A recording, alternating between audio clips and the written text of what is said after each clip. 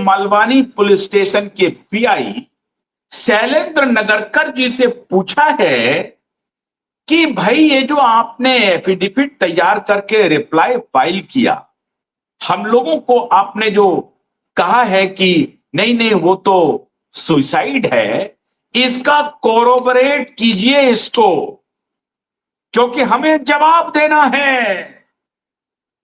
और उस पिछली तारीख को आपको याद होगा कि सीबीआई के भी वकील मौजूद थे।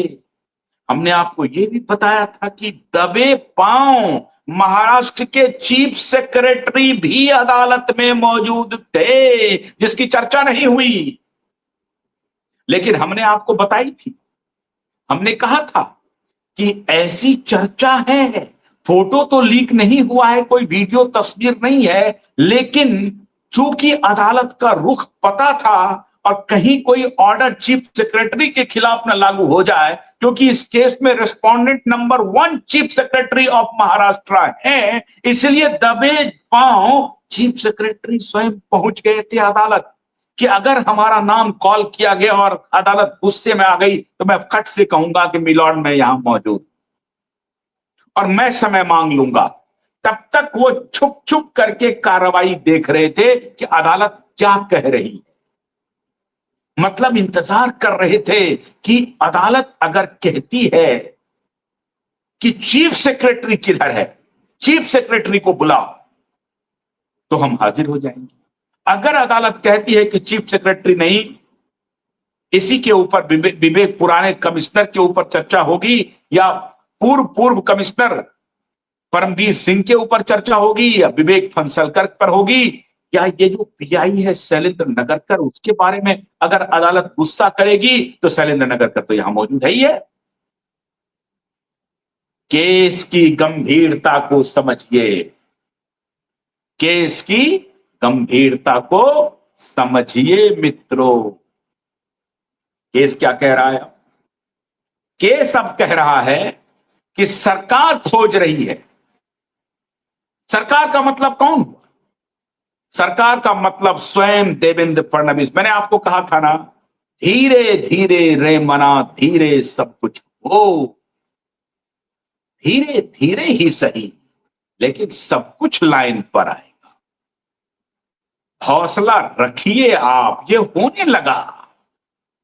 अब खबर आ गई कि देवेंद्र फडणवीस ने मालवनी पुलिस स्टेशन से सीधा बड़े अधिकारियों को आदेश दिया है कि भाई 20 नवंबर आ रहा है, अगली तारीख आपको देने नहीं होने नहीं जा रहा है, 1 महीने का वक्त है। आज 23 तारीख है, 1 महीने से भी कम का वक्त है आपके पास। तो 23 तारीख को आप ये कहानी हमारे पास जो आई, ये तो बहुत पहले ही खबर हो गई थी, लेकिन अब हमारे पास आई है छन करके। एक बात तो मानना पड़ेगा, अभी तक मुझे लग रहा था कि मुंबई पुलिस के ईमानदार पुलिस ऑफिसर हमारे साथ खड़े, अब तो बहुत सारे ऐसे टेंटेड पुलिस वाले भी हमें संपर्क कर रहे हैं और सूचनाएं दे रहे हैं कि साहब ये गुल खिल गया है, ये गुल खिल रहा है।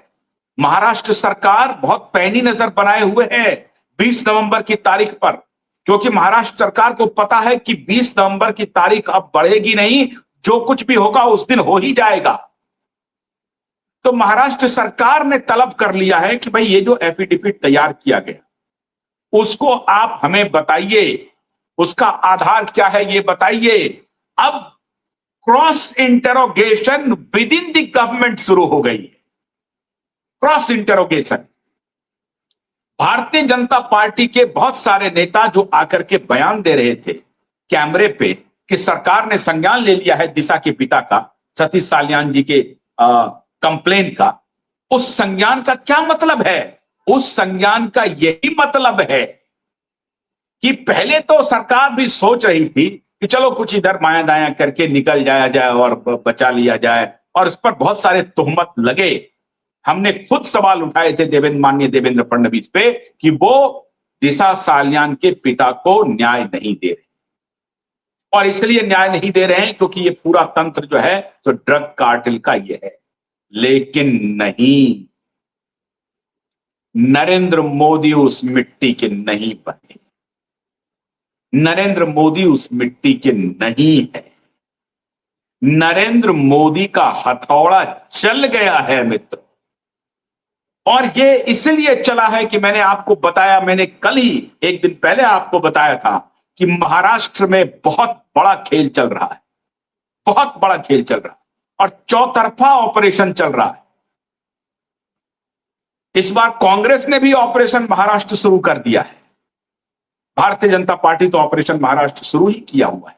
हर तरफ से उद्धव ठाकरे, आदित्य ठाकरे पूरी तरह से घिर चुके हैं। और मैं कई बार कुछ सूचनाओं को छिपाता हूं, क्योंकि ये दोनों बाप बेटा एक्टिव हो जाता है। जैसे ही क्यूआई की रिपोर्ट को देखता है, ये दोनों बाप बेटा एक्टिव हो जाता है। लेकिन हमारी जिम्मेदारी दर्शकों के प्रति है, तो मुझे तो वो शेयर करना पड़ेगा। अब सच्चाई देखिए, अभी बीच में एक खबर आई कि साहब शाहरुख खान के केस में, शाहरुख खान के बेटे के केस में अभी बड़ा मामला हो गया, और समीर बानखेड़े ने के ऊपर भी टूट पड़ा। कुछ एसएसआर वॉरियर ने भी हमसे कुछ सवाल पूछा था, हालांकि मैं उससे फर्जी मानता हूं, एसएसआर वॉरियर फर्जी एसएसआर वॉरियर है, उनको करना धरना कुछ नहीं। सवाल उठाए कि समीर बानखेड़े ने क्या सबूत पेश किया है। ये अकुलाहट क्यों हो गई है, ये घबराहट क्यों है? क्योंकि समीर बानखेड़े को भी नोटिस चला गया है कि सेंड योर एफिडेविट नाउ। अब समीर बानखेड़े तो पीछे हटने वाले हैं नहीं,